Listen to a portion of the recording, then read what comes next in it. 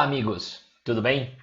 Então vamos lá, ó. Esse exercício que eu vou fazer agora é um exercício que, na verdade, mistura várias coisas. Ele é um exercício sobre vasos comunicantes, mas também é um exercício que a gente pode explorar, por exemplo, o Teorema de Stevin. Então eu vou resolver esse exercício e vou comentar sobre a questão da densidade, da massa específica, do Teorema de Stevin e dos tubos em U, né? Nos vasos comunicantes como a gente tem por aí. Vamos lá. Um técnico em laboratório encontrou um recipiente com óleo, mas em seu rótulo não havia informações detalhadas do seu conteúdo. Então decidiu fazer um teste para descobrir a densidade do óleo encontrado. Em um sistema de vasos comunicantes, contendo inicialmente água, cuja densidade é 1 grama por centímetro cúbico, despejou certa quantidade desse óleo. Após o equilíbrio, o sistema adquiriu a aparência abaixo representada. Então, o que ele tem aqui? Ele tem um vaso comunicante, né? Um tubo em U é um vaso comunicante. Então, é uma tubulação, um recipiente, e ele é aberto, só que um dos ramos que a gente fala, ele é um pouco maior do que o outro, mas enfim, não importa pra gente isso aí. O que importa é que tinha água, ele tinha lá uma quantidade de óleo, ele não sabia qual era a densidade desse óleo, e ele foi despejando óleo. Como o óleo e a água são imissíveis, eles não se misturam, o óleo, que tem uma densidade menor, ele vai ficar sobre a água e ele não vai se misturar. É óbvio, né, que isso tudo tem que ser feito com uma certa prática ali para que o sistema adquira mais ou menos essa característica. E ele percebeu que numa dessas ramificações eu tenho uma coluna de óleo de 16 centímetros. Tudo bem? E entre o topo dessa coluna de óleo, né, e o topo da água, da coluna de água que eu tenho na outra extremidade, a diferença entre esses caras é de 4 centímetros. Ele também deixou marcado ali pontos A e B, né? Esses pontos A e B aqui estão na mesma linha horizontal, não é isso? No mesmo nível, não é isso? Bom, e aí ele faz duas perguntas. O que podemos dizer sobre a pressão nos pontos A e B? Justifique sua resposta através de cálculos e ou raciocínios.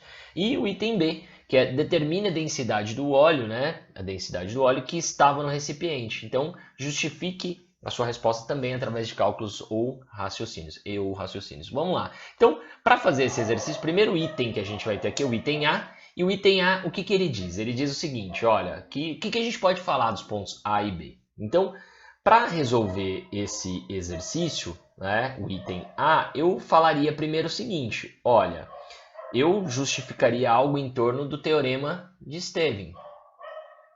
E o que diz o Teorema de Stevin? O Teorema de Stevin, ele diz o seguinte, ele diz para a gente assim, olha, quando eu tenho, né, aqui pontos que estão em níveis diferentes dentro de um líquido, de um mesmo líquido, né?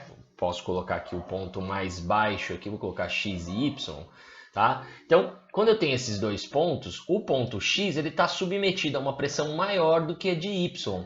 Por quê? Porque entre eles existe uma diferença de altura, não é? Então temos aqui uma diferença de altura e essa diferença de altura, que eu estou chamando de ΔH aqui, vai fazer com que o ponto X sofra uma pressão maior porque ele tem uma pressão acumulada, né? Vamos dizer assim, olha, eu tenho a pressão toda que o ponto Y já sofria, mais a pressão devida a essa quantidade aqui. Então, eu digo que existe uma diferença de pressão entre os pontos X e Y, porque, né, a gente vai perceber que essa pressão ela é proporcional à quantidade de, né, ΔH aqui. Tá? Então, basicamente, o que a gente pode dizer é que existe uma diferença de pressão. Só que se eu percebo que esse ponto Y começar a descer aqui, né, eu começar a analisar um ponto cada vez mais próximo de X, eu vou ter que X e Y, nesse caso A e B, né, são dois pontos que estão na mesma linha horizontal. Então, se eles estão na mesma linha horizontal,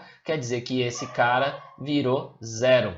E se esse cara vira zero, automaticamente esse cara também vai virar zero. Ou seja, a pressão né, a pressão aqui, posso dizer, a pressão nos pontos, né, nos pontos A e B são iguais, né? Ou é igual a pressão nos pontos A e B, né? Então, a pressão nos pontos A e B é igual, não é isso? A pressão aqui nos pontos A e B é igual. Então, essa é uma boa justificativa, né? Pois estão no mesmo nível, né? Pois estão aqui no mesmo nível, a mesma linha horizontal, não é? Mesmo nível, né? A linha horizontal que separa eles ali, né? Então, a linha horizontal. Então, eu poderia já justificar, sim, que pelo teorema de Stevin, né? Se a diferença de altura entre esses pontos é zero, significa que ambos estão submetidos à mesma pressão, não tem diferença de pressão aqui. Então, item A, resolvido. Item B, né? No item B, ele coloca ali para a gente o seguinte, ele fala, bom, para que a gente determine essa densidade do óleo. Então, eu vou usar o que eu descobri no item A. Se eu sei que a pressão no ponto A e a pressão no ponto B são iguais, são idênticas, eu posso dizer que quem está exercendo pressão aqui desse ponto A, além da atmosfera, não é isso? Eu tenho uma coluna de um líquido, de óleo. Então, eu colocaria assim, quem faz pressão no ponto A é a pressão atmosférica, mais a pressão hidrostática causada por quem? Causada pelo óleo. Então, vou colocar assim, ó, óleo, tá? Então, e do outro lado? Bom, do outro lado, quem causa a pressão aqui é a atmosfera, né? Pressão atmosférica, e eu tenho uma coluna de água. Aqui eu tenho que tomar um cuidado. Qual é o cuidado que eu tenho que tomar? Qual é a coluna de água? É só 4 centímetros que eu tenho de água acima do ponto P? Não. Eu tenho essa quantidade. E eu sei que isso tudo tem 16 centímetros. Então, se eu subtrair esses 4 centímetros, então, na verdade, eu tenho só 12 centímetros de água. Então, eu tenho a pressão hidrostática, não é, causada por uma coluna de 12 centímetros de água. Tudo bem? Então, óleo e água. Tudo bem. Agora, olha só. Como essa pressão atmosférica ela tem nos dois lados da equação, quer dizer que se eu passar essa para cá ou essa para cá, elas vão se subtrair, então eu posso excluir esse valor. Outra coisa que eu sei é que a pressão hidrostática do óleo é dada pela densidade do óleo, a gravidade local e a altura de óleo que eu tenho acima do ponto A. E o mesmo eu posso fazer com a água, né?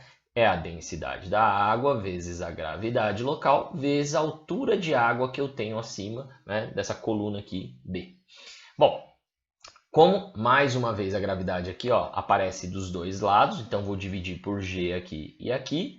Então eu vou chegar nessa conclusão, que a densidade do óleo, que é o que eu quero descobrir, vezes a altura de óleo, que é 16 centímetros, é igual à densidade da água, que eu sei que é 1, vezes a altura de água, que eu sei que é 12. Então, a densidade do óleo vai ser 12 dividido por 16. Não é? Se eu dividir por 4, vai dar 3, e aqui 3 quartos, ou 0,75 também. Né? Então, eu vou chegar que a densidade do óleo era quanto? A densidade do óleo, nesse caso, era de 0,75 gramas por centímetro cúbico. É interessante notar aqui que, apesar da gente ter alcançado o resultado até de forma tranquila, né, eu teria outras formas de resolver. Né? Qual seria a outra forma de resolver esse exercício? A outra forma de resolver esse exercício seria pensar o seguinte: olha, se a pressão que está sendo exercida por cada uma dessas colunas de líquidos é a mesma, ou seja, 16 centímetros de óleo exercem a mesma pressão que 12 centímetros de água, eu posso pensar olha assim, bom, para que o óleo tenha uma quantidade maior, se ele tem uma quantidade maior, foi necessário uma quantidade maior de óleo para poder exercer a mesma pressão que 12 centímetros de água exercem, quer dizer que ele é menos denso. Bom, e qual é a proporção entre essas alturas? Se você perceber a proporção entre as alturas, né, de uma forma, fazendo aqui de uma forma alternativa, eu poderia pensar, olha, se eu dividir 12 centímetros por 16 centímetros, eu percebo que isso dá 3 quartos, dá 0,75, né? 3 quartos. Isso significa, então, que se essa altura aqui é 3 quartos dessa, ou seja, se a água, eu tenho 3 quartos de água, né, em relação à altura, né, eu tenho 3 quartos da altura total de óleo, se o óleo precisou de mais quantidade é porque ele é menos denso. Quanto menos denso? 3 quartos. Então, uma coisa vai compensar a outra. Então, era só pegar a densidade da água, que era 1, não é isso? E multiplicar por 3 quartos, que daria 0,75, e nós também chegaríamos à resposta. Tá bom? Então, fiquem ligados que essa ideia de proporção, né, de proporção inversa, ou seja, eu olhar a proporção entre as alturas e de forma inversa isso vai ser a proporção das densidades, é algo que pode ajudar bastante, tá bom? Um abraço!